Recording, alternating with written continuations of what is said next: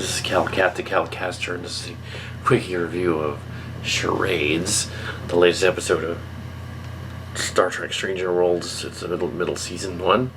In this one, they essentially do a Vonda McIntyre story. Oh, cool. Well, I'll be the first to say that's a Vonda McIntyre episode.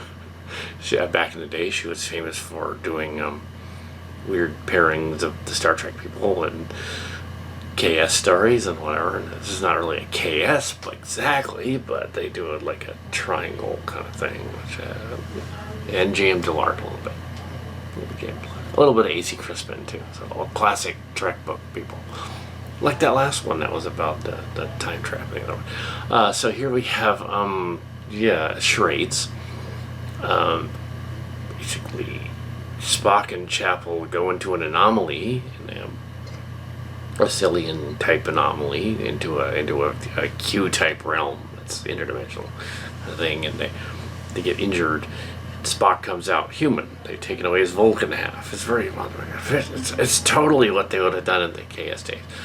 Yeah, and he has to go to do a ritual, engagement ritual with T'Pring's parents and mother, and T'Pring's mother and father, and he's been zapped into a human, so he can't really hide his emotions or suppress them or whatever. I understand that over the years they've said that they've sort of retconned the Vulcans in half Vulcan, half Klingon, and it's not that they don't have emotions; it's that they suppress them. They establish that in the movies, not so much on the original series, because you figure they would if they're, especially Spock is half human, so it makes sense in the story that that's what's going on. And they establish it a little later in TNG and the other, and not so much Deep Space Nine. Voyager did.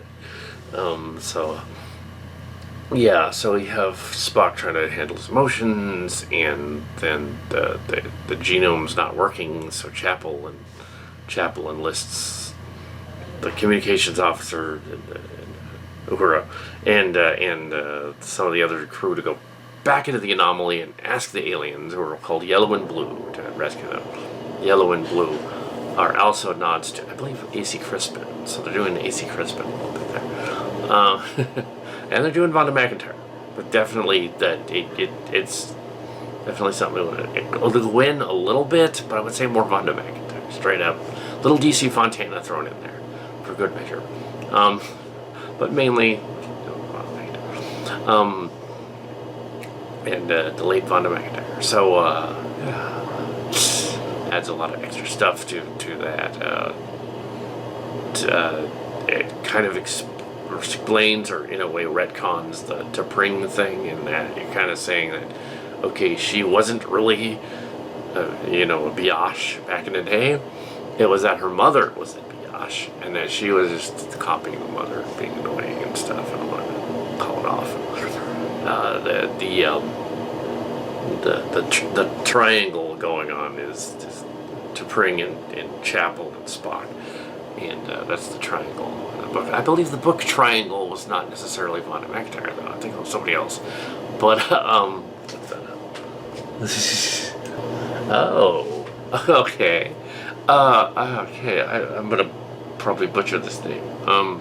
Triangle was a pocketbooks book by Myrna Culbreath, and Sandra Marshall, two other sort of KSE characters. So that was it's a Culbreath story, and it's also McIntyre. There's a lot of McIntyre. There is. So yeah, it's Triangle. But yeah, so there. Yeah, that's very silly track. They do a charades thing at the end. It's the title drop. But the charades thing isn't really the game. They sort of screw it up and discover that humanity passes the ritual. He pulls off his fake ears and reveals that his ears aren't. And then basically does the Abrams Star Trek thing, in a sense, because he tells off the police lady. Of course, the ritual fails because, well, he passes the ritual, but it fails because the mother doesn't want him. The stepmother. Because the stepmother's evil, because the evil stepmother. And so we have and Chapel. Backstory is Chapel wants to get to the Science Academy thing, but all the Science Academy guys are rude, and she essentially does the Abrams thing and tells them off at the end after discovering aliens, and they throw in ancient aliens in there, which doesn't make sense in that universe because it's Star Trek. Isn't it all about that? They wouldn't call themselves that. But I liked that it referenced those classic Trek books. This season, they clearly went through somebody's library and Googled them and stuff. They've done a couple of them this season. Probably just to Google the plot and wrote the story. So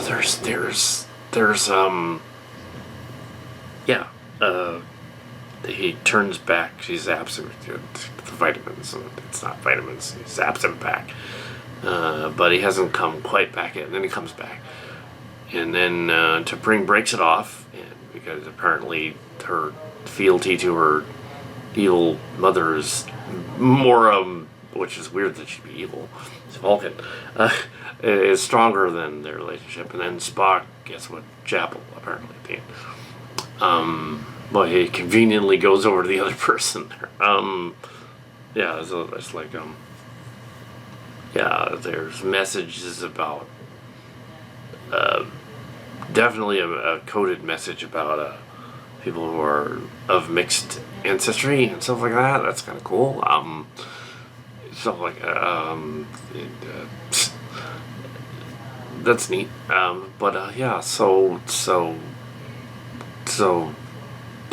It's not really political. It's sort of a fun episode with kind of reminiscent of TNG's episode when they introduced Lixana Troy, and they did the Haven thing with the marriage, and kind of like that a little bit. Kind of like that.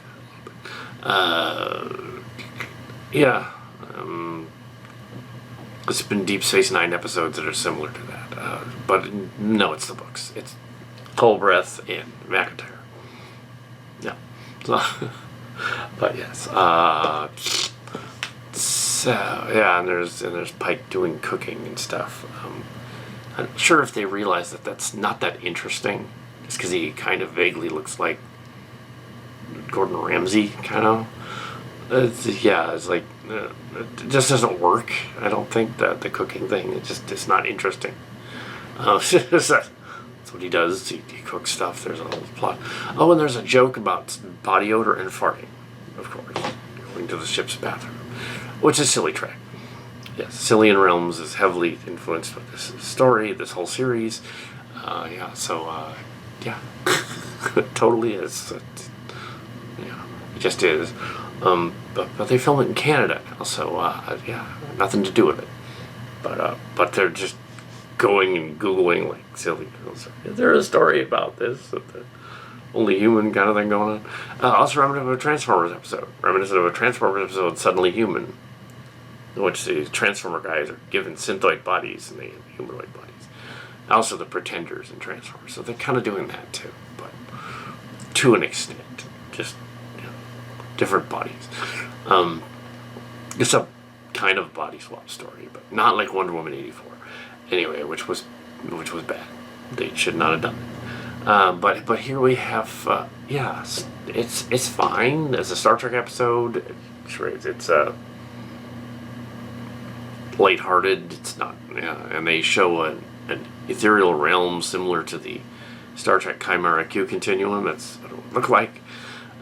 Cool. Like they did that in this one. So cool. They got their wraparound set. Showing lights going off. So. They weren't in the continuum though. They were in some sort of anomaly, Cillian anomaly. I guess as they were in like an Overlord's area, like in the Silly Trek universe, not in the Q universe, which is cool. They went to visit that. Not sure why that moon, the moon being near the Vulcan and the other stuff doesn't make sense. And but then again, it's Star Trek. It's being more fantasy than science at this point. Of course, Steve Shives will be annoyed. They have 3 captain's logs in the beginning that are tell and not show. Don't do that in the beginning of an episode. You didn't need to do that. Just put them there in the situation. You don't need like 15 captain's logs. It's boring. And I mean show, don't tell. I mean, show the visuals of the thing. They don't mean necessarily narrate everything, because that's boring. But they also don't. They mean put the story first and what's going on first. I know when you're writing a fan fiction, because clearly Strange New Worlds, like the Picard show season 3, you consider a fan fiction of Picard with crew. Not the actual crew.